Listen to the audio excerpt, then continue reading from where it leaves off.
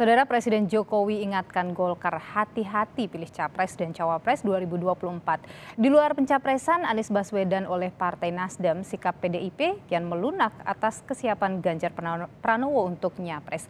Lalu bagaimana peta koalisi parpol dan apakah sikap melunak PDIP terhadap Ganjar Pranowo ini berkaitan dengan perubahan konstelasi ini? Sudah bersama dengan kami melalui sambungan Zoom ada Direktur Eksekutif Parameter Politik Indonesia Adi Prayitno. Bung Adi, selamat sore.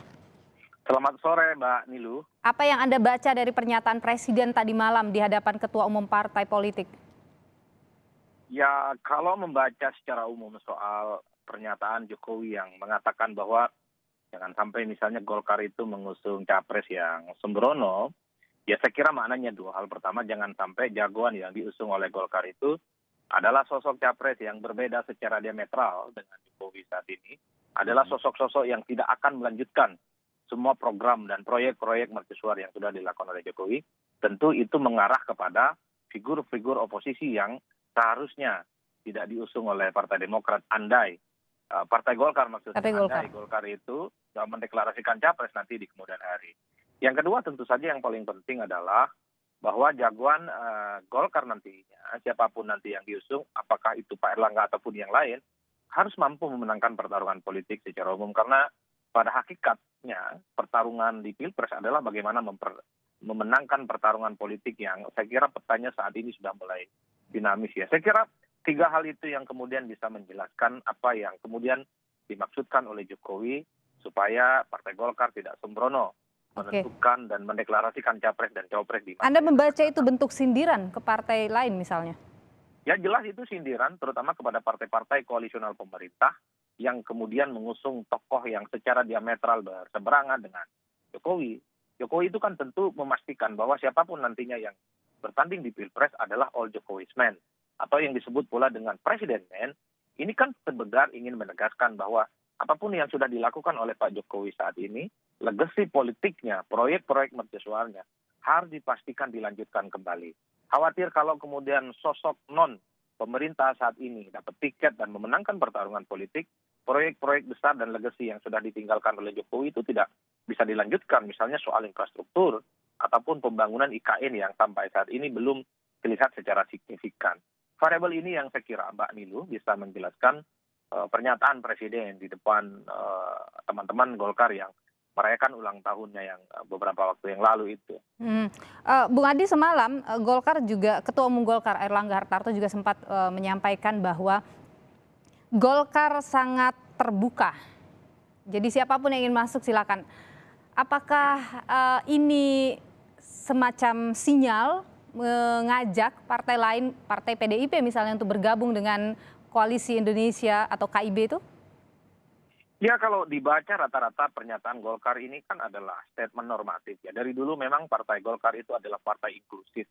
Jadi kalau ada figur, ada partai politik yang merasa interest untuk menjadi bagian dari kader Golkar, saya kira cukup terbuka dan cukup welcome.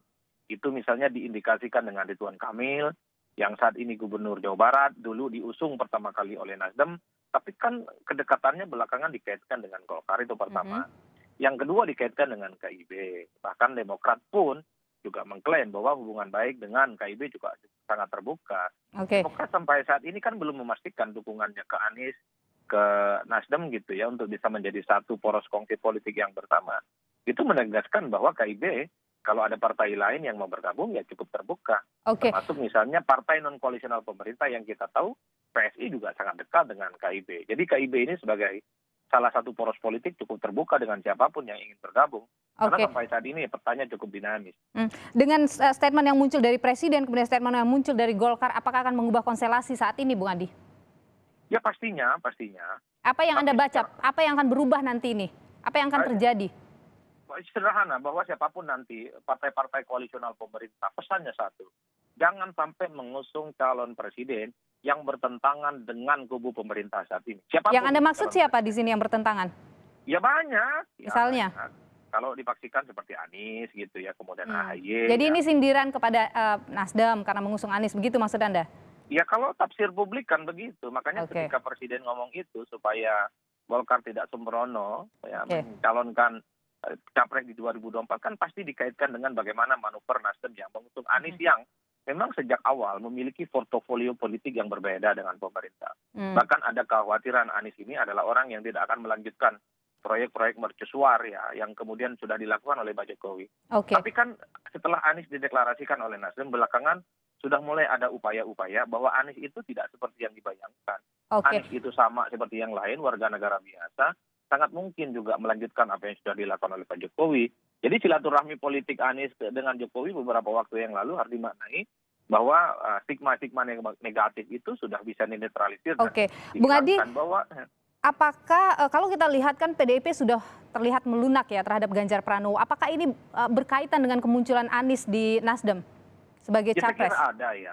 Saya kira ada. Itu tentu sangat terkait dengan konfigurasi politik yang sudah mulai mengerucut. Misalnya ada nama Prabowo Subianto yang kemudian declare ya bersama PKB. Sekalipun wapresnya belum jelas, tapi setidaknya sudah ada bayangan di 2024 Prabowo akan maju kembali. Ya tentu yang titik kulminasinya adalah munculnya Anies yang didukung oleh Partai Nasdem. Oke. Yang saya kira ini merubah konstelasi politik secara nasional. Oke, dan Artinya itu memunculkan potensi besar Ganjar Pranowo akan menjadi capres. Diusung mungkin oleh PDIP, oleh Partai Golkar, dan KIB lain? Betul, kalau dilihat kecenderungannya secara umum, kenapa nama Ganjar kemudian menyatakan diri siap maju, tentu ingin menegaskan kepada publik bahwa PDIP, kubu pemerintah punya nama besar, namanya Ganjar Pranowo yang siap bertanding gitu ya dengan Anies khususnya, yang belakangan mendapatkan respon relatif positif dari publik gitu ya. Ini bukan perkara gampang, tapi bagi saya ini kan pertarungan opini. Karena kita tidak pernah tahu apakah Anies itu bisa dapat tiket capres, ataukah Ganjar juga bisa tiket capres di 2024. Jadi Tapi ada potensi head to head antara Anies dan Ganjar akan terjadi mungkin? Betul, artinya Oke. apa? Ini kan sebagai bentuk keberanian politik yang cukup luar biasa yang dilakukan oleh Ganjar Pranowo. Mengingat Ganjar ini kan belakangan diharamkan bicara tentang pilpres, diharamkan melakukan safari politik Ya. dan roadshow ke berbagai tempat. Tapi tiba-tiba Ganjar ngomong siap capres, itu artinya konsolidasi di internal PDIP sudah menganggap memaklumi gitu soal pernyataan Ganjar semacam Oke, ini. baik. Soal Bung Adi, ya, itu kalau sangat- mendengar apa yang disampaikan oleh Presiden Jokowi tadi malam, apakah itu menandakan bahwa Presiden Jokowi sudah punya pilihan calon presiden? Ya kan sejak awal memang Jokowi itu diasosiasikan dengan Ganjar Pranowo. Tidak ada yang membantah itu. Bahkan ketika ada acara projo beberapa waktu yang lalu, itu kan jelas bagaimana sikap politik Jokowi lebih condong kepada Ganjar Pranowo.